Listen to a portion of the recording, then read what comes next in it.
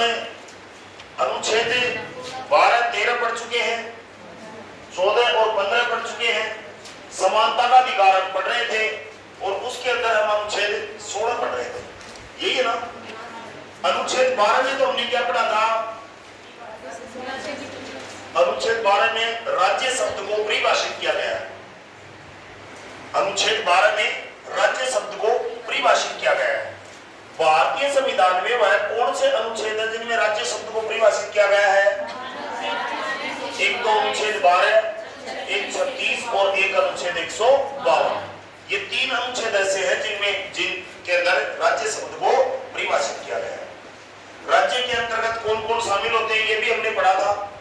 अपने देश की संसद, राज्यों के विधानमंडल, केंद्र सरकार, राज्य सरकार, स्थानीय सरकारें, ठीक है, सार्वजनिक उपक्रम जैसे ओएनजीसी है, सेल है, oil natural gas corporation, steel authority of India limited, ये सब राज्य के अंतर्गत क्या होती है?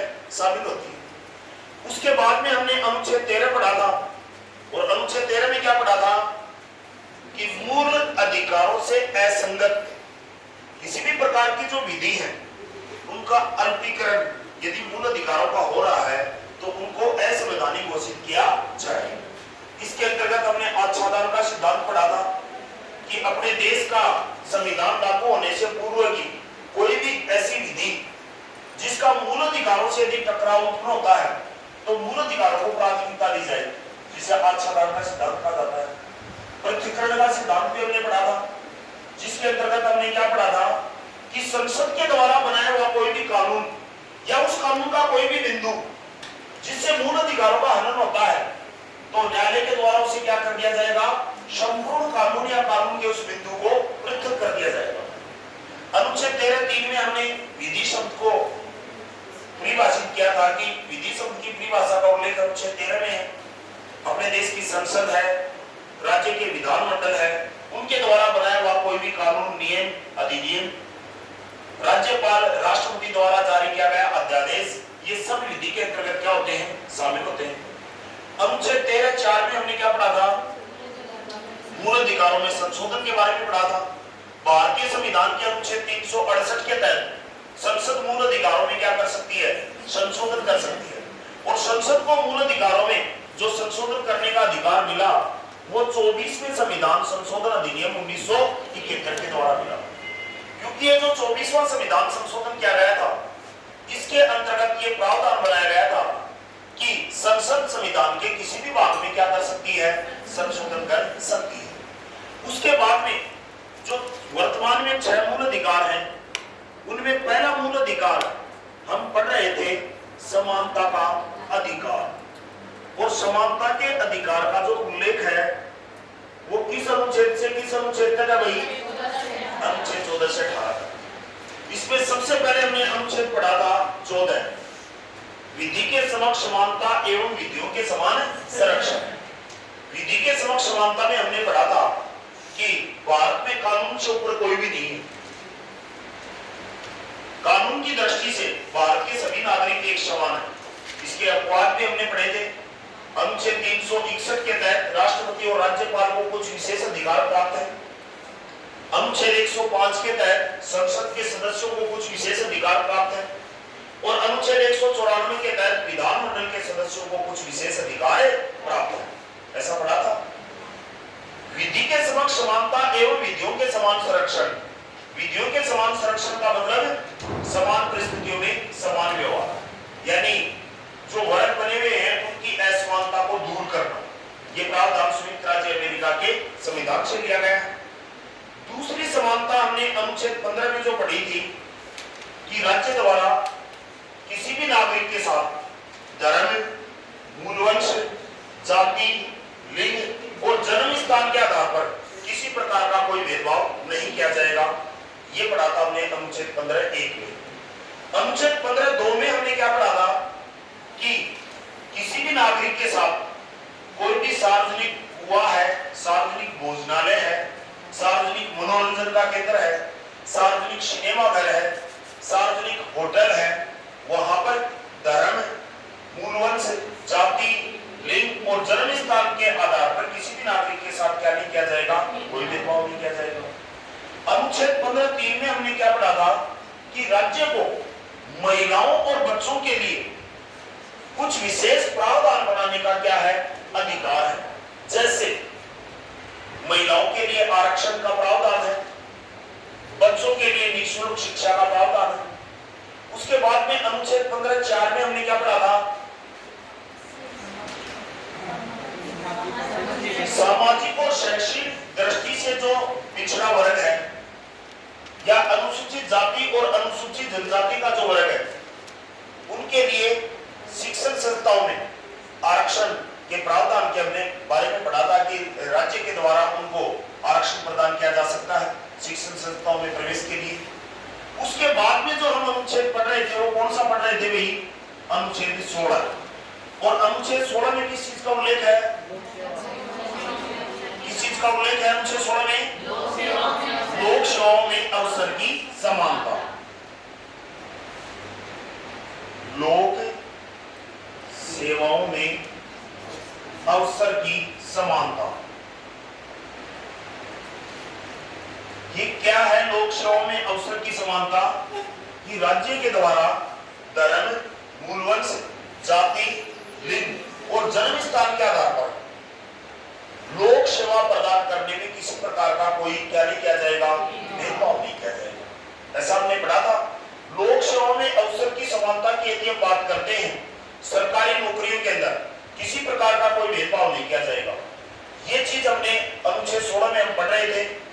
अनुच्छेद 16(3) के अंतर्गत हमने एक बात पढ़ी थी कि संसद कानून बनाकर राज्य और केंद्र शासित प्रदेश की नौकरियों में वहां के स्थानीय निवासियों को क्या दे सकती है, प्राथमिकता दे सकती है। ये चीज हमने अनुच्छेद 16(3) में पढ़ी थी। और अनुच्छेद 16(4) जो अपना अनुच्छेद चल रहा था कल, जिसके बारे में हम पढ़ रहे थे, इसमें किस चीज का उल्लेख है, सरकारी नौकरियों में आरक्षण का प्रावधान। ये हम पढ़ रहे थे, सरकारी नौकरियों में आरक्षण का प्रावधान। अपने देश में सामाजिक और शैक्षणिक दृष्टि से जो पिछड़ा हुआ वर्ग है, जैसे अनुसूचित जाति, अनुसूचित जनजाति, याद रखना भारत के मूल संविधान में आरक्षण का प्रावधान केवल अनुसूचित जाति और अनुसूचित जनजाति के लिए था। आज ओबीसी नाम से एक अलग कैटेगरी बनी हुई है, ईडब्ल्यूएस नाम से एक अलग कैटेगरी बनी हुई है। ये कैटेगरी बाद में बढ़ाई गई। मूल संविधान में आरक्षण की दो ही कैटेगरी थी, एक तो एससी और एक एसटी, यानी अनुसूचित जाति और अनुसूचित जनजाति। भारतीय संविधान का अनुच्छेद 340 है। इस अनुच्छेद 340 के तहत राष्ट्रपति को सामाजिक और शैक्षणिक दृष्टि से पिछड़ी हुई जातियों की पहचान करने के लिए क्या करने का अधिकार है, एक आयोग का गठन करने का अधिकार है। भारत में सामाजिक और शैक्षणिक दृष्टि से, सोशल एंड एजुकेशनल, सामाजिक और शैक्षणिक दृष्टि से पिछड़ी हुई जातियों की पहचान करने के लिए राष्ट्रपति को क्या है, एक कमीशन या आयोग का गठन करने का अधिकार है। भारत में सर्वप्रथम सामाजिक और शैक्षणिक दृष्टि से पिछड़ी हुई जातियों की पहचान करने के लिए 1953 में प्रथम आयोग का गठन किया गया था। और इस आयोग के जो अध्यक्ष थे, वो नाम भी याद रहने वाला है, जो आप कभी भूलोगे नहीं, क्योंकि नाम ही ऐसा है। और किसकी अध्यक्षता में इस आयोग का गठन किया गया था, कालेलकर, याद रह जाएगा ना नाम है, कालेलकर की अध्यक्षता में भारत में सामाजिक और शैक्षणिक दृष्टि से पिछड़े हुई जातियों की पहचान करने के लिए प्रथम आयोग का गठन किया गया था। और इसके अध्यक्ष कालेलकर थे, इसलिए इसे कालेलकर आयोग के नाम से भी जाना जाता है।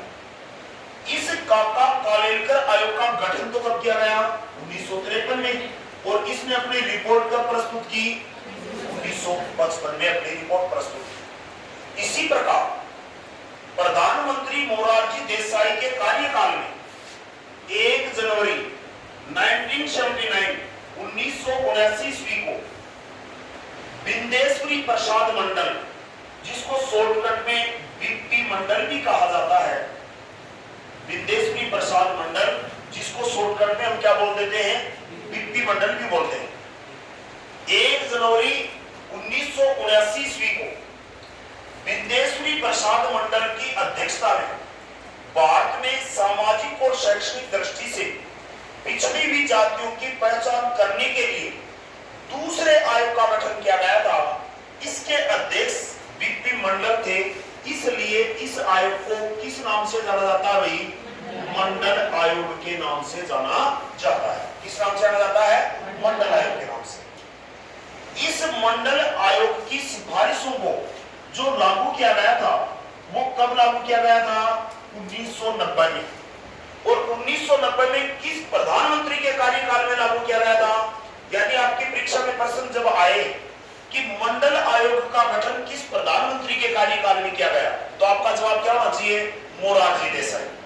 और मंडल आयोग की सिफारिशों को लागू करने वाला प्रधानमंत्री कौन था? जब प्रश्न ये आए तो आपका जवाब होना चाहिए वीपी सिंह। क्या जवाब होना चाहिए? वीपी सिंह आपका जवाब होना चाहिए। इनका पूरा नाम है विश्वनाथ प्रताप सिंह।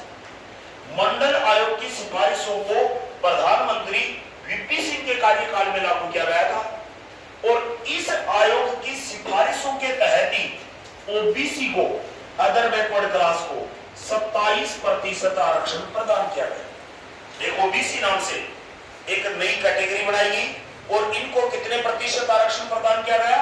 27% को आरक्षण है वो प्रदान किया गया। तो भारत के अंदर सामाजिक और शैक्षणिक दृष्टि से पिछड़ी हुई जातियों के लिए जो दूसरा आयोग गठित किया गया उसका नाम क्या था? मंडल आयोग। और पहला जो आयोग था उसका नाम क्या था?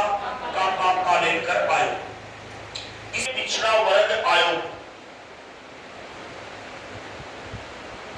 2018 में राष्ट्रीय पिछड़ा वर्ग आयोग को संवैधानिक दर्जा प्रदान किया गया। राष्ट्रीय पिछड़ा वर्ग आयोग जिसका गठन तो पहले किया जा चुका था, लेकिन इनको संवैधानिक जो मान्यता प्रदान की गई वो कब प्रदान की गई? 2018 में। 102वां जो संविधान संशोधन किया गया था, कौन सा संविधान संशोधन? 102वां।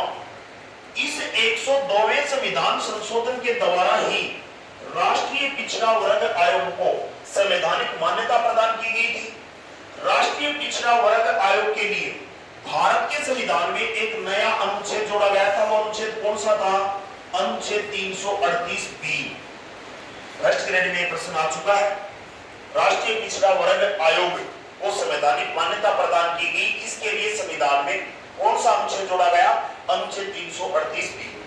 कौन से संविधान संशोधन के द्वारा राष्ट्रीय पिछड़ा वर्ग आयोग को संवैधानिक मान्यता प्रदान की गई?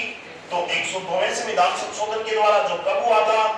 2018 में हुआ था। इसके लिए भारत के संविधान में एक नया अनुच्छेद जोड़ा गया, वो कौन सा था? अनुच्छेद 338B था। ठीक है।